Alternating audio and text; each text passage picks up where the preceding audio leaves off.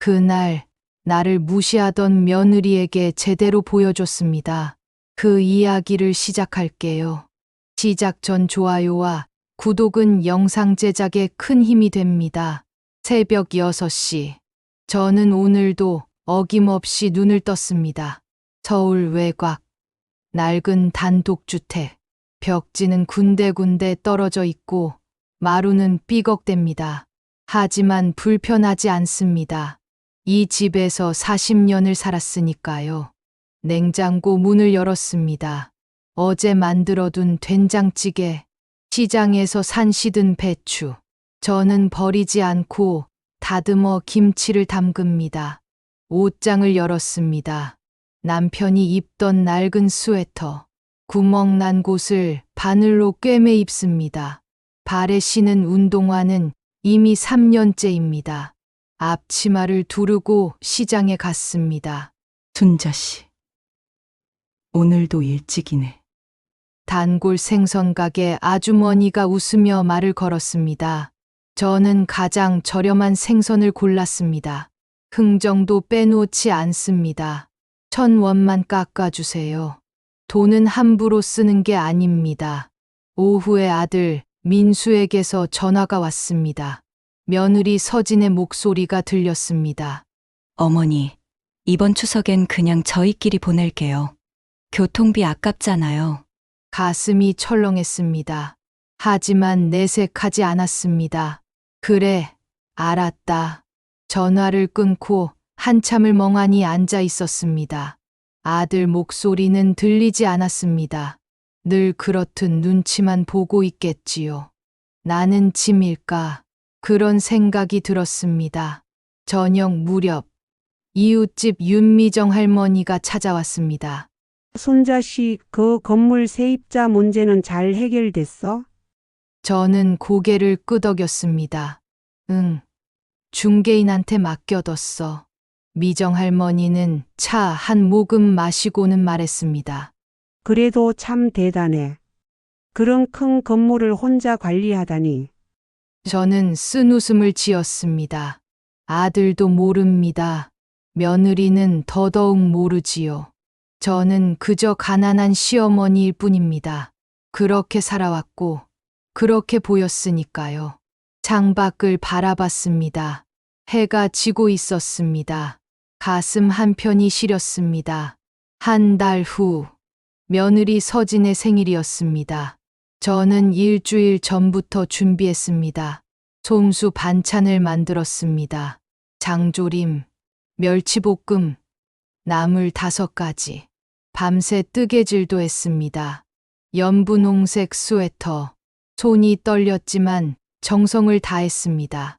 아파트 현관문을 열었습니다. 화려한 샹들리에 넓은 거실. 그곳엔 서진의 친구들이 가득했습니다. 어머니 오셨어요.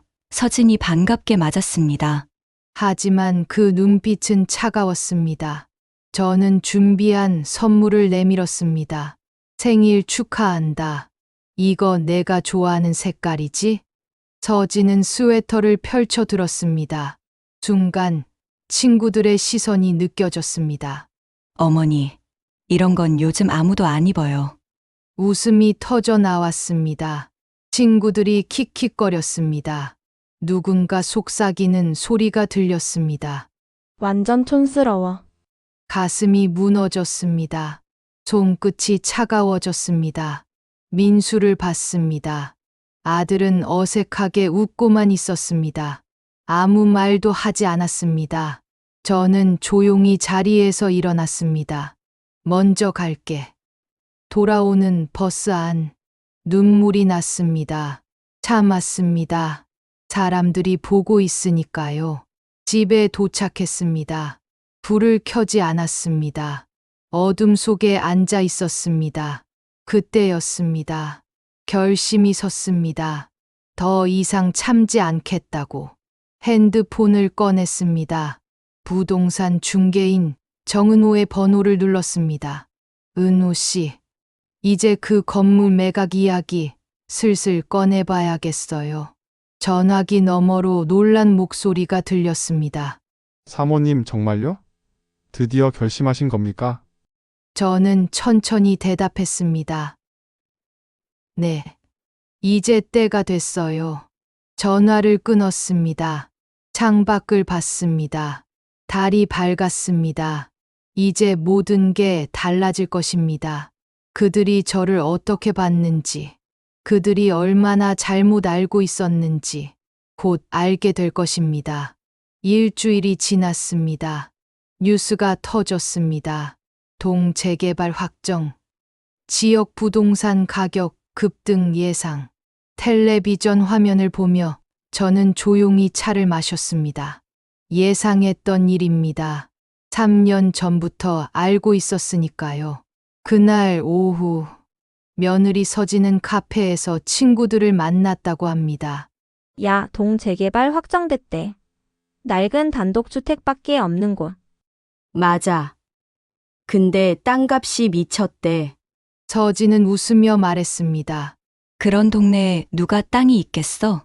하지만 운명은 묘하게 돌아갑니다. 사흘 후 서진과 민수가 은행에 갔습니다. 대출 상담 때문이었다고 합니다. 상담사가 서류를 꺼내다가 실수로 떨어뜨렸습니다. 바닥에 흩어진 종이들. 서진이 줍다가 한 장을 보았습니다. 김순자 명의 빌딩 임대차 계약서. 손이 떨렸다고 합니다. 눈을 의심했다고 합니다. 이게 뭐예요? 상담사가 황급히 말했습니다. 아, 죄송합니다. 다른 고객 서류가 섞였네요. 하지만 서진은 이미 봤습니다. 시어머니 이름을, 건물 주소를, 그리고 월 임대료 1,500만 원이라는 숫자를. 집에 돌아온 서진은 소리를 질렀습니다. 당신 어머니가 건물주였어. 왜 이제야 말해? 민수는 멍했습니다. 뭔 소리야? 내가 언제? 은행에서 봤어. 명의가 어머니였어. 민수도 처음 듣는 이야기였습니다. 말문이 막혔습니다. 그날 저녁 두 사람이 찾아왔습니다. 저는 문을 열어주었습니다. 평소처럼 낡은 앞치마를 입고 있었습니다. 서진이 다급하게 물었습니다. 어머니, 동에 건물이 있으세요? 저는 천천히 고개를 끄덕였습니다. 응, 있지. 왜? 왜 말씀 안 하셨어요? 저는 찻잔을 내려놓았습니다. 그들을 똑바로 봤습니다. 너희가 나를 얼마나 가난하게 봤는지 이제야 알겠구나. 방 안이 조용해졌습니다. 시계 초침 소리만 들렸습니다. 서진의 얼굴이 새하얗게 변했습니다. 민수는 고개를 숙였습니다. 저는 계속 말했습니다. 내가 시장에서 장을 보고 낡은 옷을 입은 건 가난해서가 아니야. 그게 내 방식이었을 뿐이지. 더 이상 말이 필요 없었습니다. 진실은 이미 드러났으니까요. 한 달이 흘렀습니다. 저는 기자회견장에 섰습니다. 순자 장학재단을 설립합니다. 플래시가 터졌습니다. 기자들이 질문을 쏟아냈습니다. 손주 명의로 하신 이유가 있나요? 또 재개발로 인한 수익금은 어떻게 사용하실 계획이신가요? 저는 차분하게 대답했습니다. 돈은 아는 사람에게만 미소 짓습니다. 제 손주가 그걸 알았으면 좋겠어요. 수익금 30억, 반은 장학재단에, 반은 지역 복지센터에 기부했습니다. 회견장 뒤쪽에서 울음소리가 들렸습니다. 며느리 서진이었습니다. 어머니, 죄송해요. 정말 죄송합니다. 서진이 무릎을 꿇으려 했습니다. 저는 그를 막았습니다. 일으켜 세웠습니다. 하지만 눈을 마주치지는 않았습니다. 대신 이렇게 말했습니다. 이제 그만 나를 불쌍히 여기지 말고 스스로 부끄러워하거라. 더 이상 할 말이 없었습니다. 저는 회견장을 나왔습니다. 밖에서 미정 할머니가 기다리고 있었습니다. 수고했어, 순자야. 우리는 나란히 걸었습니다. 오랜만에 찾은 시장. 익숙한 냄새와 소리들. 이제 좀 시원해. 저는 고개를 끄덕였습니다. 응. 이제야 진짜 자유로워졌네. 하늘을 봤습니다. 구름 한 점 없이 맑았습니다. 돈이 많아서 자유로운 게 아닙니다. 마음의 짐을 내려놓아서 자유로운 겁니다. 그들에게 보여주고 싶었던 건 건물이 아니었습니다. 제 존엄이었습니다. 함부로 대해도 되는 사람은 없다는 것. 겉모습만으로 사람을 판단하면 안 된다는 것. 순자 씨 뭐 먹을래? 오늘은 비싼 거 주세요. 저는 처음으로 값을 깎지 않았습니다. 통 큰 고등어를 샀습니다. 집으로 돌아오는 길, 발걸음이 가벼웠습니다. 진짜 부자는 마음이 부자인 사람입니다.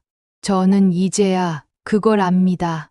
그리고 그걸 보여주었습니다.